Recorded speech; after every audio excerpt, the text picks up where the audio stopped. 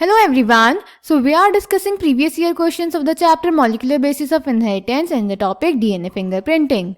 In today's session we are going to discuss a short answer type question of 3 marks which was asked in the CBSE Board All India Examination 2015. So the question is explain the significance of satellite DNA in DNA fingerprinting technique. तो बेटा इस question में हमें DNA fingerprinting technique में satellite DNA की significance बतानी है. So let's check the answer. तो बेटा जो सैटेलाइट डीएनए होते हैं ये रिपीटेटिव डीएनए होते हैं जो जीनोम में एक के बाद एक टेंडमली अरेंज रहते हैं.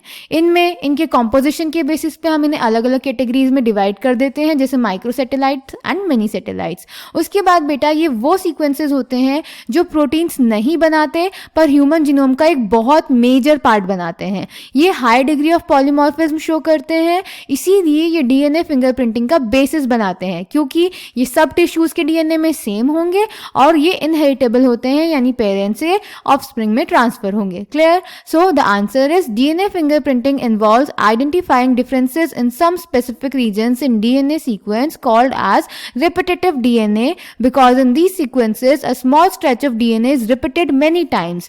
They are called as satellite DNA depending on base composition, that is AT rich or GC rich, length of segment and number of repetitive units. The satellite DNA is classified into many categories such as microsatellites, mini satellites, etc.